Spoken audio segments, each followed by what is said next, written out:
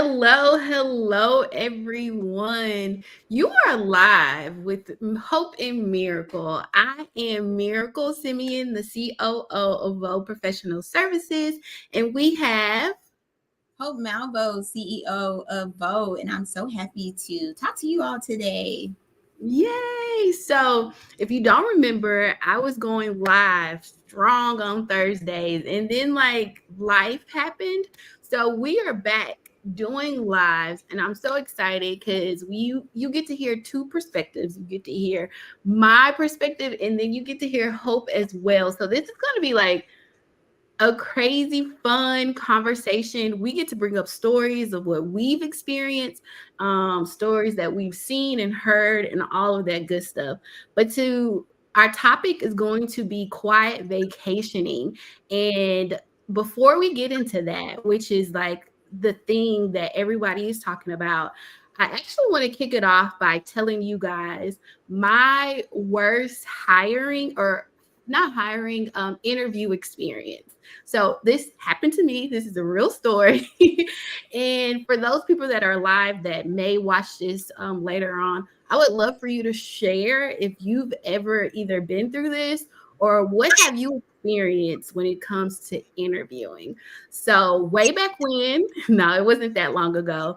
I was on the scene. I was interviewing. I was going, and it's funny to interview when you're in HR because you have seen a lot of interviews and you've been on the opposite side. So like they're questioning you. So I was interviewing for this company, y'all. And the first interview was great. It was with the head of HR. It was like the VP of HR. So that I was killing it, y'all. So the second interview is now with the HR team, and it is four individuals, and dun dun dun. So it's four individuals. I'm on the other side, and they're interviewing me, asking me all the questions, and I see one of the girls is just giving me bad energy. Like, she must have had a bad day. She was not feeling it. I don't know if she thought that I was coming for her job directly. Like, I have no clue. But as soon as I walked in, I picked up on her energy. And she has my resume on the table, and I see her writing her comments about me on my resume. And I'm like, girl, I can see what you're writing. So she's like, yeah, no. That's literally what I see her say, like, no, and circle it. And then she's like doodling. So I finished the interview. Oh, it started. This is live, you guys. And you have the kids going crazy, right? I'm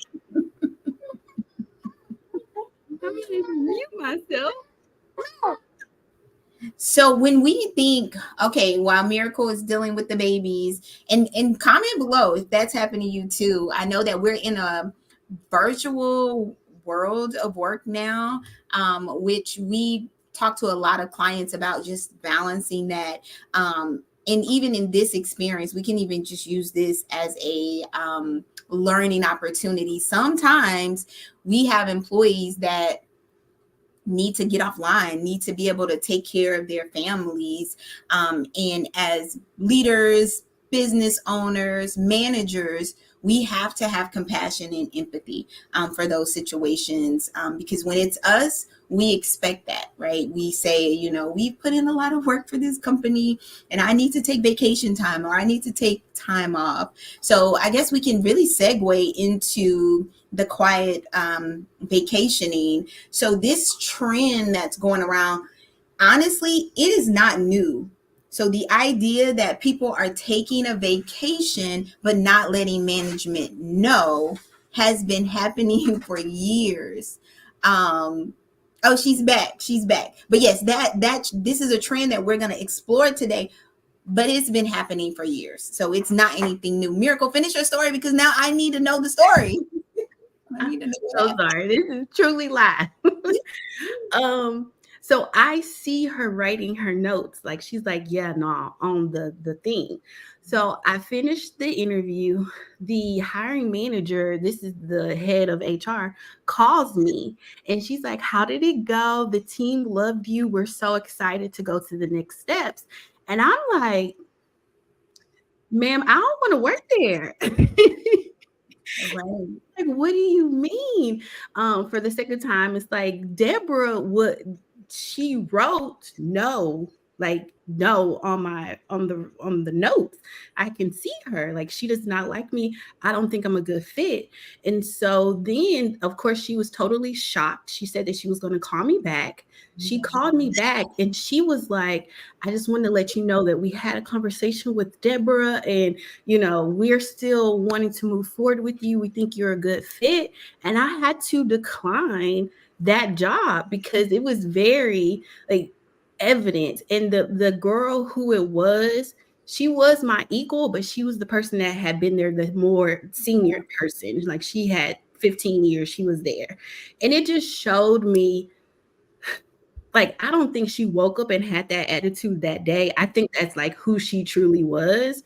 And I didn't want to be in that environment. That was like red flag after red flag that you have the person who has a lot of weight and has been there the longest that clearly does not like me for whatever reason. And just the vibe, because the other ones were just like looking at her to see what she was doing. So they were not mean, but they were definitely like, oh, yeah, like, okay, so The tone, the culture driver, right? Like there's the always the one yeah. person And driving the. so when they called me back, I gave them very honest feedback, and I was like, I wish you the best of luck, but I hope you don't lose more good candidates because of her, this young lady. And of course, I said it in a nice professional way. We all HR, we know that. But yeah, that has been my worst experience with hiring. So I just wanted to share that. Sorry, we had that. Like the height of the story, and then the kids coming in. Yeah, Okay, that's so I'd already kicked it off. Good story, by the way. Comment below if something like that has happened to you. I was thinking while you were talking about it, nothing like that has ever happened to me, but I do know that energy because, to be perfectly honest, as HR professionals, sometimes we need to check our biases too. Like we need to be more aware when we are interviewing people that we don't have certain biases and things that are holding us back. So, I mean, if it's happened to you, either you were the person that was interviewing or you were the interviewee and something like that happened, we love to hear about it. And then how did you handle it? Did you stay at that job? Did you just get the job because you needed the money? Or did you go and look for a culture fit? So we love to know. So I had so. already, yeah, go ahead. Go ahead. So, I know I walked in, but were you able to tell the people what quiet vacation means? I was just getting into it. And ultimately, guys, it is a person is supposed to be working. And let's assume they even have time. Let's assume, they have 80 hours of vacation time. And they are supposed to be working. So they're on a project. I'm going to give you a scenario. They're working on a project. They are responding to you, but they are in Tahiti. Okay. They are in Tahiti on your time. Yeah, They have time. So this is again been happening forever. Like yeah, I don't think that this is new. I think it's new in the sense that we're having the conversations openly about it. But I think it's been the challenge for a while for organizations. But I'm always like, why? We know why. We know why. yeah, yeah, We're gonna have the conversation. yeah. So why? Like, have you ever did this? Okay. I feel like with HR, there's not a lot of situations where you pre-pandemic you were at the office, so it was really hard to do this before the mainstream virtual like was everybody started doing it. But I Just in HR, know but just in and HR. just in HR, but and all of the companies that I've always worked at, for some reason, always recruiting, you can work remotely. So all of my recruiting friends would do this for Wow. sure, for sure. And Okay. so I was like, I got to get in recruiting. I And can. it can still work. So why is this happening? Why do you think it's happening? I do think it's like after the pandemic happened, everybody had to be remote, and companies did not let or want people to come back to work so fast. So here we are 4 years, and there's still people that works remotely, and I am just when you brought this to our attention and this is the trend, the first thing that got me is like whenever these HR trends happen, it's always like employee based terms like quiet vacationing, quiet quitting. And it's almost like we're pointing the finger at the Mhm. employee. But Yeah. I'm like, let's talk about the real issue that's going on. Why does these employees feel like they have to sneak around and lie or you know, go skiing and come back and answer some emails. Like why you can't just fully detach and Mhm. say, I'm going on vacation for X amount of days or weeks. Um, that's where I initially go. What you thinking? Yeah, me too. I go there. I'm saying if you have time, you should be able to take it. But I do believe I'm a Gen X generation. So if we break it down in generations, I honestly think the mindset is just different. I Mm. think that when I first got into the workforce, I had For vacation. employees or for managers or both? I Like think what? both. I Okay. think both. A manager sometimes, and this is not all Gen Xers, so I'm not putting a blanket over any person. I'm just speaking as far as trends and statistical measurements. Gen X's was just to work hard, right? Because we were raised by baby boomers who said work hard. And so though we weren't like walking in and clocking and, rubbing the, putting the time card in the machine or anything. Well, some of us did. Uh, I'm dating myself. I'm young, y'all. I'm really young. But it's the idea that if I take this vacation time, I am not going to be seen as a productive member of Mm, the team. I'm letting my team down. It's the idea that it's fear. It's a fear-based culture. And I think that we have we managers, leaders, own business owners, we've gone way too far or let this go way too far when we truly understand that people, whether we want to do it or not, we understand that people need work life balance. People need to take time off. There has honestly been statistics and studies showing people who go and rejuvenate, get themselves to get together and come back to work, they actually become more productive. So it's the idea that employees feel like if I take time off, I'm going to be looked at as an employee who takes time off and I mm-hmm. won't be valued. And then on the flip side, managers are like, look, get this work done. Yeah. And it's all that vicious cycle when in the end, this employee is now in Tahiti. Yeah. In Tahiti, guys, because that's where I want to be. That's why it's very Okay, strong. Let me be there. okay, And, Bora. and since you went ahead and went there generationally, I am a millennial, and I feel like your generation, um, it- you guys say that, and I do think you're forward thinking. Aren't you like in the middle of like, no, you're full because there's gaps or something, Yeah, I'm more toward the end. the end or something, but In the 80s. commend your thinking because I feel like some of the older generations like they say it because it's trendy. You got to say work life balance, but they are not doing it. And if they are the managers and they're saying things like you put in vacation and you are going to Tahiti, that manager's going to be like, wish I could do that or wish I That's would, like making those comments like everybody not able. And so you start to hear those subtle messages like, oh, this is not something that y'all really like. And so then we are like, okay, maybe I gotta get sick because if I'm sick, there's no question. But if I go on vacation, 2 weeks later, there's a policy like no, like there's all of a sudden a policy about no foreign, or we're tracking your laptop and your location. Like it's like, Right. oh, okay, I see. Now it's a policy now. But there's then the other side of that. Thank you for acknowledging that. I do think that that is, well, it's true. I've seen it happen in my experience that employees would have their vacation time, take the vacation time. In some case, they would, pull it all together instead of 80. If you can transfer, carry over hours, they would have all these hours, and then they take this long sabbatical. Um, Yeah.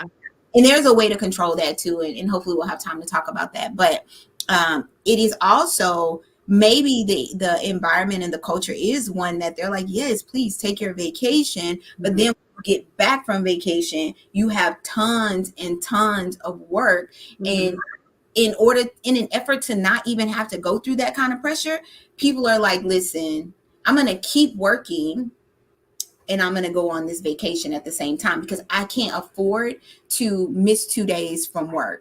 So it's Mm-hmm. also managers, planning, forecasting, and saying, hey, this is the vacation time. Now, who can do this work? But you brought up something once, and I'm not going to say any names, but you brought up something once. You said, especially you guys, this came up because we do HR trends in our meetings, and so we were discussing it, and we decided to bring it to you all. But Miracle, you brought it up once where you said, "Hey, I know someone who that happened to, and then all of their work got taken from them. Mm-hmm. It was given to 3 to 4 people, and it wasn't being done right, and then they had to get all the work again." Explain that. Like, do you think that was an isolated situation, or do you think that's also happening? So a person goes on vacation, or they say, hey, because this person is so vital to the organization, if they go on vacation, we are going to be so far behind. Now we have to take their work from them. Like, what's the mindset of that employee?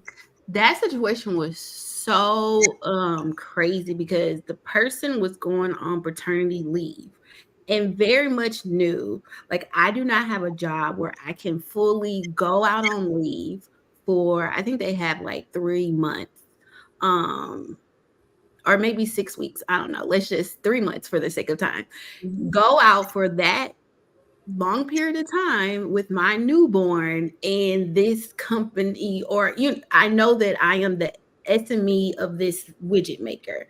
So the employee is like, okay, I'm going to come back 1 day a week and actually go like do my things so it doesn't pile up, and then go spend time with my newborn child. But even with that perimeter and that employee being that conscious, like that alone is sad. Yes. But because that person came on like a Monday, but Tuesday through Friday, the work is visibly piling up.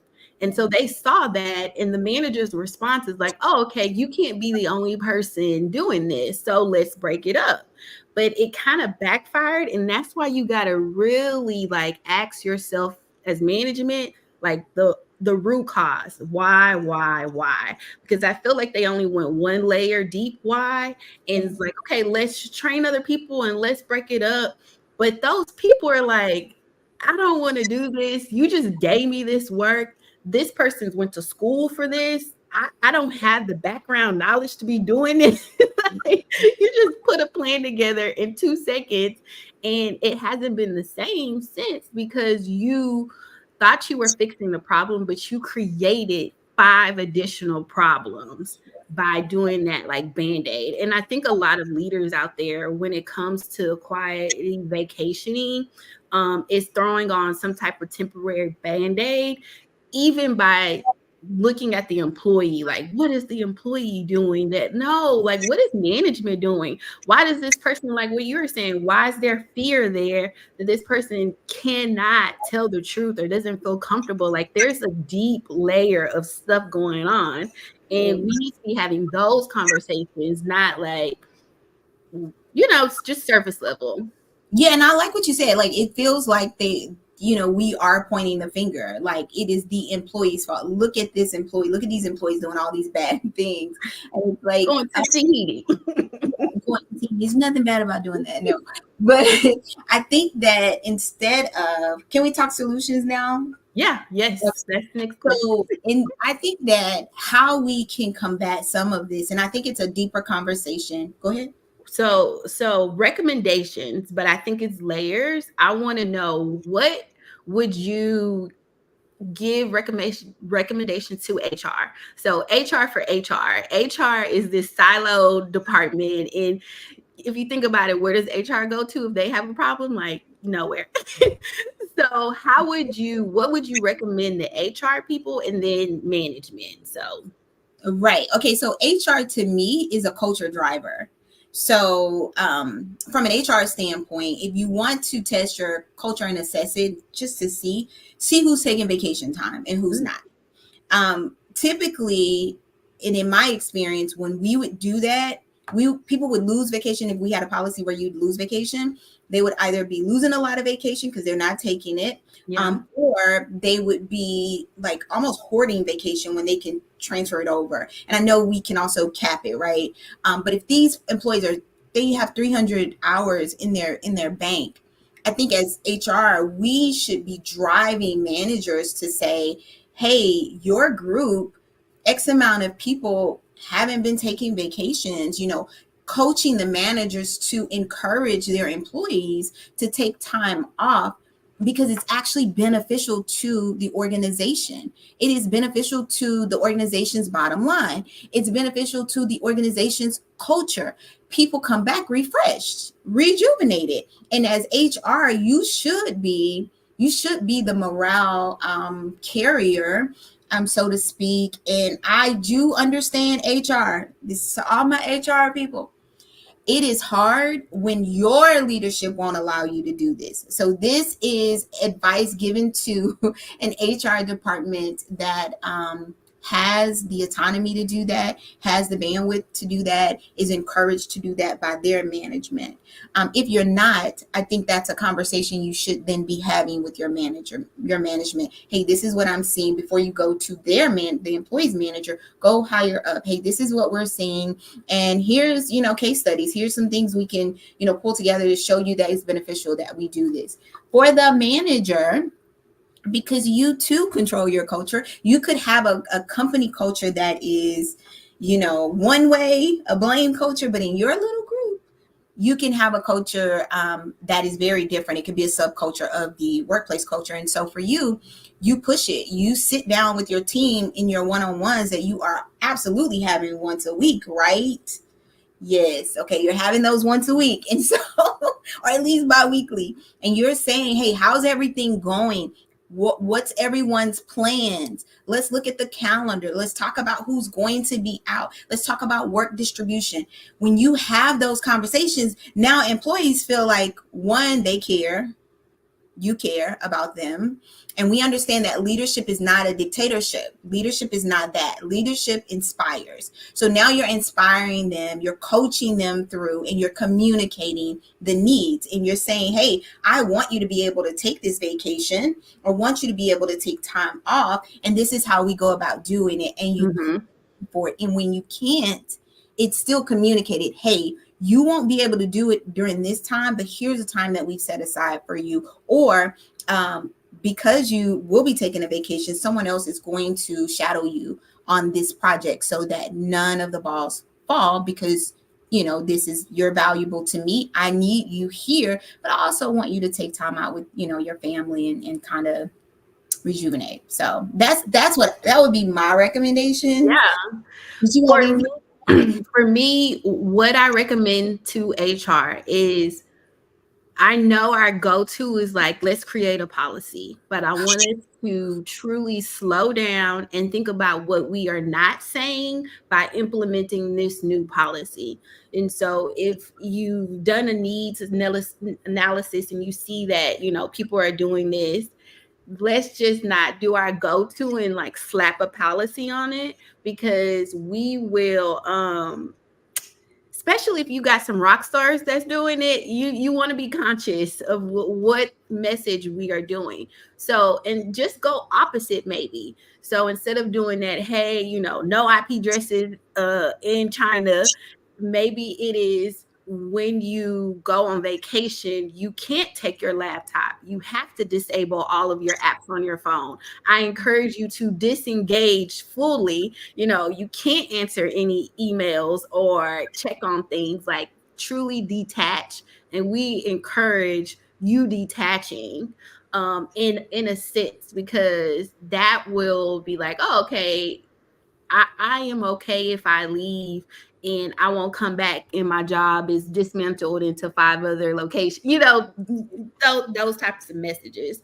So just be, as far as HR, just don't be policy happy. Let's ask those 3 questions: why, and why, and really Mhm. get to the root cause, because it could be just a straight up culture issue, and no amount of policies will answer the culture issue that's happening.